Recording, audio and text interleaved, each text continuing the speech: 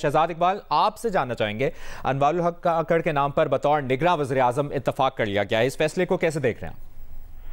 जी बहुत शुक्रिया। अब से कुछ देर पहले जब ये नाम जराए से सर्कुलेट हुआ, उस वक्त कोई खबर नहीं आई थी, तो मैंने सेनेटर अनवारुल हक काकड़ साहब को फोन किया और उनसे पूछा कि क्या आपको मुबारकबाद दे देनी चाहिए।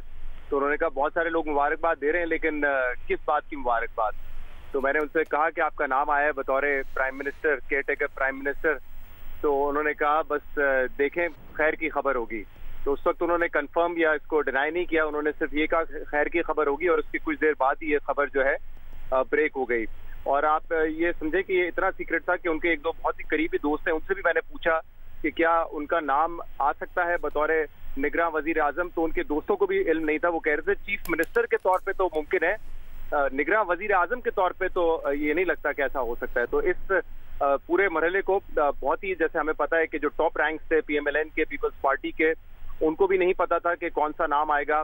और आप ये देखें कि जितनी स्पेकुलेशन हो रही थी, चाहे वो हफीज शेख के नाम के हवाले से हो, खुद इस्हाक डार के नाम के हवाले से हो, जिलानी साहब का नाम हो, सादिक सिंजरानी साहब का नाम हो, ये तमाम नामों पर स्पेकुलेशन हो रही थी। लेकिन ये एक ऐसा नाम था जो कि नहीं आया कहीं पे भी। आज भी हमने सुबह जाम कमाल साहब का भी नाम सुना, लेकिन अनवारुल हक काकड़ साहब का नाम ये तो कहीं ना मीडिया में डिस्कस हो रहा था, ना मेरे ख्याल से किसी तक ये खबर पहुंची थी। लेकिन ऐसा तो नहीं हो सकता कि सडनली ये नाम आया हो। आई एम श्योर जो भी वेटिंग होती है एजेंसीज की, और ये तमाम मामला तो कुछ अरसे से चल ही रहा होगा, लेकिन वो किसी एक शख्स का नहीं होता, वो तो बहुत सारे जो कंटेंडर्स होते हैं उनके किया जाता है। तो बहरहाल बहुत ही एक सीक्रेट ये पूरा मरहला रखा हुआ था। और आज सुबह हमारी प्राइम मिनिस्टर हाउस में वजीर आजम से भी मुलाकात हुई, शहबाज शरीफ साहब से, और दीगर गुजरा भी वहाँ पे थे। तो कुछ तो सवाल जवाब का मामला था, लेकिन उसके बाद जब मुलाकातों का सिलसिला शुरू हुआ था तो उसमें इस्हाक डार साहब से हमारी काफी तवील गुफ्तगू हुई, और वो भी बड़े कॉन्फिडेंट नजर आ रहे थे। उनसे जब साथियों ने ये पूछने की कोशिश भी की कि क्या आप बन सकते हैं अभी भी निगरां वजीर आजम, तो उन्होंने इस बात को रूल आउट नहीं किया। वो एक ही बात कर रहे थे कि अगर जिम्मेदारी आई तो पूरी तरीके से वो जिम्मेदारी निभाएंगे, और वो बार बार ये बता रहे थे कि कंटिन्यूटी ऑफ पॉलिसी जरूरी है। हमने उनसे दरख्वास्त भी की कुछ साथियों ने कि आप इंटरव्यू दें, तो उन्होंने कहा अभी इंटरव्यू नहीं दे सकता, पीर मंगल को बात करेंगे।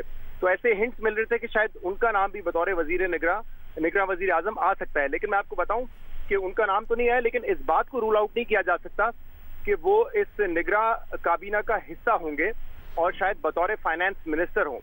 क्योंकि आज जब वजीर आजम ने बात की साथियों से, इसके बाद उन्होंने भी जब ऑन रिकॉर्ड भी गुफ्तगू की, और इसके बाद जो ऑफ द रिकॉर्ड वो साथियों से मिल रहे थे, तो जो एक बात वो बार बार कर रहे थे कि अब हमने थोड़ा सा IMF प्लान लेने के बाद मईशत को स्टेबल किया है, और यहाँ से अब हमें डायरेक्शन लूज नहीं करना है।